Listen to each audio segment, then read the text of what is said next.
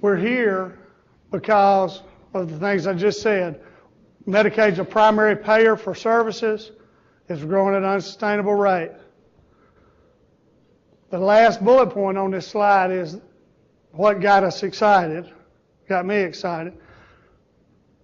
This is a chance for us to change things and get the programs that all you guys operate and that we regulate and that Medicaid pays for, is to get those programs a little more responsive to the needs of the people who are getting services. And in doing that, I think we can be a lot more efficient and a lot more effective. I think all of us would agree, we spend a great deal of our time fighting things associated with the fee-for-service model. And our whole payment improvement initiative, not just Medicaid, but health care, is to get away from that model. So we're not going to pass up this opportunity to make things better. Now you're going to get tired of seeing this lovely couple and their child. This is really why we're here. This is what urged us to go so fast. If you'll remember, Medicaid, back when the deficit was in the hundreds of millions of dollars, put out a list of things that were going to have to happen in order for them to make it. Now, I blocked out the parts that didn't pertain to the discussion we're having today, but there were 3 things that had a direct impact on our preschools. A moratorium, this is what Medicaid proposed to do. You're going to see this slide again a couple of times. They proposed to put a moratorium on new facilities. Bless their heart, I don't know, they didn't know what else to do. Things are growing. They don't seem to be having a good handle on it. And sometimes it's growing in places where there's already facilities. But when you put a moratorium on something, it affects those that have and those that don't have. And we've got plenty of counties where we did not have coverage and we don't have services. It was kind of a broad stroke. They also said, well, we're going to put a prior authorization on anything beyond 6 total hours per day on any beneficiary. Additional audits and reviews. And it'd be easy to get mad about that. I'm sure some of y'all that operate places think, well, we've got about enough audits and reviews. But I'm not going to argue with that one. Y'all have heard me say, at DDS, we're providers too. We operate 1,000 of the most expensive placements in Arkansas. We get audited, reviewed, regulated just like you. And it's no fun. But I'm going to tell you something. I've been reviewed by federally funded, enthusiastic young reviewers for 8 solid years. And at any time did I say, that's too much. You want to send third parties in? Send them in. You want to look, make sure we're doing a good job? Do that. Now, you want to look and make sure we got all our paperwork filed in the right place? I don't know how that's helping that little girl in that picture. But either way, we can do that. That's fine. Not arguing with that. Probably shouldn't have to go through this slide because since I've been preaching here for 10 minutes. It's coming. Change is going to come. Y'all, if you've been watching what's happening over to General Assembly, there's a whole lot of talk about integrity and accountability. I think we're forming a new office called the Office of Inspector General. If they will go and look and see who's doing a good job, who's not. Because people that aren't, we want to get rid of them. The people that are taking money that could go for legitimate services to our kids and our adults. I don't want that. If you're cheating and you're stealing, I want the new Inspector General, whoever it is, to come after you. But that's the environment we're in. We're not in the environment of, oh, it's okay, it's probably not that much. We're in the environment of, let's hold everybody accountable. So change is coming. We can either let bureaucrats like me and Jim and Shelley and Anna do all the planning, and 3 of the 4 folks would do a good job. I'm not that good at planning. But as good as they are, and they're wonderful, they're the best healthcare administrators in government as far as I'm concerned. But I know for a fact none of them are taking care of children who have speech problems right now. None of them are operating a daycare that, I'm not supposed to say daycare, they're not operating a clinic that takes care of children who can't walk like their peers. Some of you guys are. That's who needs to be leading this process. And I think we've accomplished that. We're going to touch on it in just a minute, why I think so. I feel like we've got a really good head start on this. I've been to many of the preschools in our network. And I'm real proud when I leave there that I'm a part of that process and I'm a part of that environment.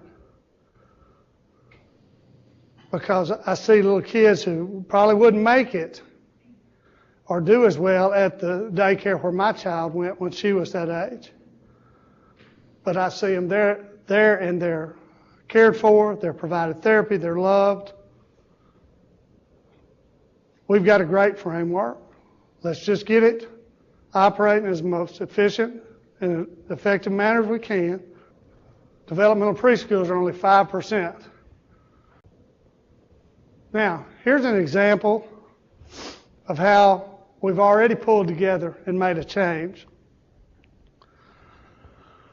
If I wasn't scared of hitting this button too many times, I'd run back to that slide that said there was going to be a moratorium. And you can see on this slide, moratorium's crossed out. Because moratorium, that's a bad word. It doesn't sound right. I don't like it. Said it hit the good with the bad. But folks in this room and some folks that aren't worked with us. And we ended up with Act 1017 of this session we're in right now. And if you see Hank Wilkins, Representative Wilkins, or Senator Hutchison, give them a hug. If they look surprised, tell them it's because of this, then they'll understand. Now, I put the official name of the act at the bottom of this thing, but that's what you have to put on the act.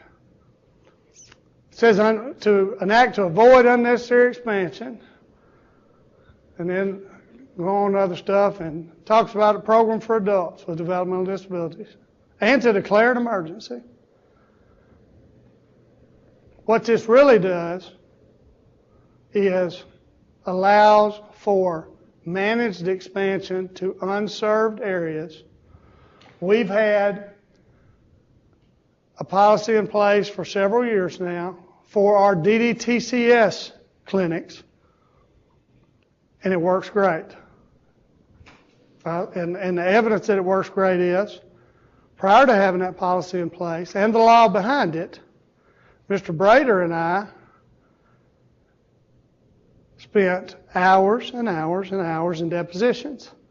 And we were being sued at least in three different courts, if not more, once we put the law in place. And the policy, I think we've had a couple of minor hiccups, but I don't remember giving a deposition since then. So it must work. We've been able to allow folks to move into unserved areas. We've kept people from using up resources all fighting over one little piece of turf, when we'd rather go fight for some of the counties where we don't have anything. And what this does is it puts our CHMS clinics, who serve our children, on a level playing field. And it allows for them to expand if we have an unserved area. It doesn't allow either type of clinic to have an advantage over the other, because I'm tired of dealing with the two sides, and the good folks who are on the two sides of that argument have pretty much made one side now, and they are to be congratulated for doing that. It would have been very easy to just draw a line and say, and point, and say, well, they get that. We don't get that. Well, they've been able to do whatever they want. They're too expensive. They can provide transportation. But you know, they didn't do that. They got over in the Capitol building and they got in meeting rooms and they decided this was what was best, and that's what happened. And that made, I can't tell you how I felt when this bill passed, that those two groups decided what I knew they wanted to decide all along, that the children were more important than who'd been there the longest or who started what. And you ought to pat yourself on the back if you were a part of that. For all we know, this beautiful young family lives in a county without a CHMS or a DDTCS. Under a moratorium, somebody would likely have to tell those parents, well, I'm sorry, let me give you the history of why we can't do all this. While your child's getting older and older and is going to start kindergarten further and further behind their classmates, all because of some nonsense that nobody can understand. Now nobody's going to have to make that decision and make that call. If they need services and they'll end up getting them. That little child will be able to catch up with her peers. I think it's a her. All right, this is a rehash from Work Group 1. This is just to remind everybody why 1017 was able to pass.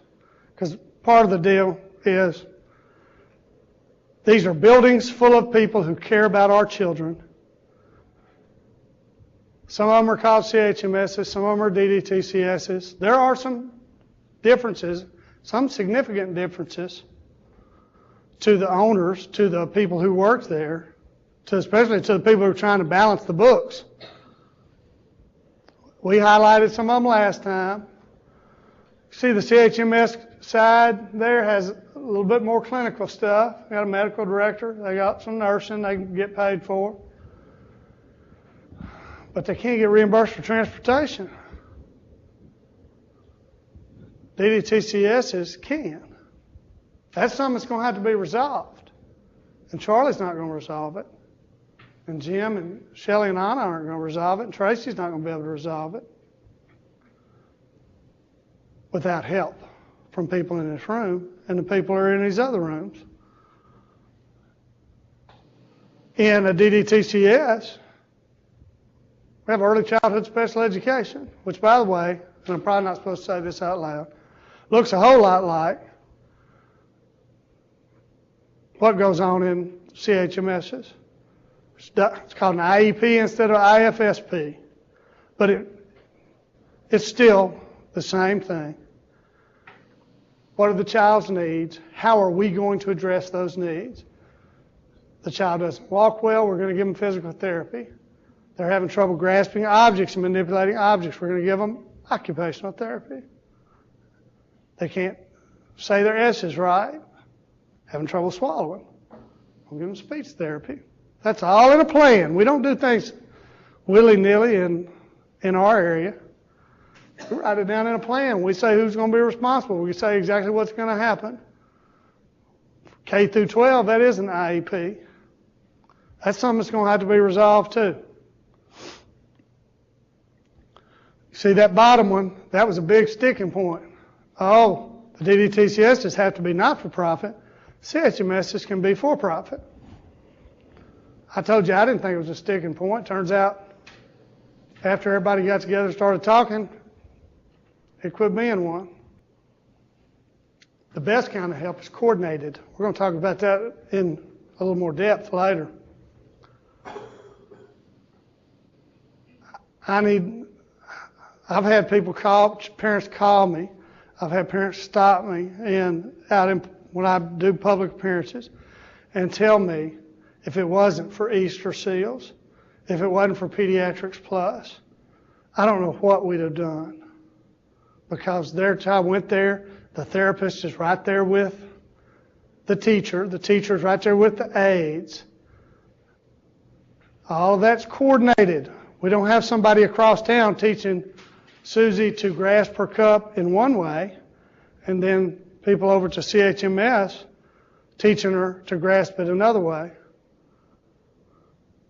That doesn't sound like much until she gets to kindergarten and can't eat without assistance, and then that we've set Susie back farther than we can imagine.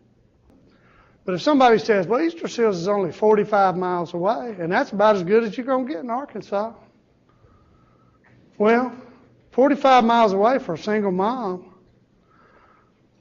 to transport her 2-year-old there and back, because I doubt Easter Seals is going to run a bus that long. That doesn't help her when her neighbors are taking their children to daycares right down the block.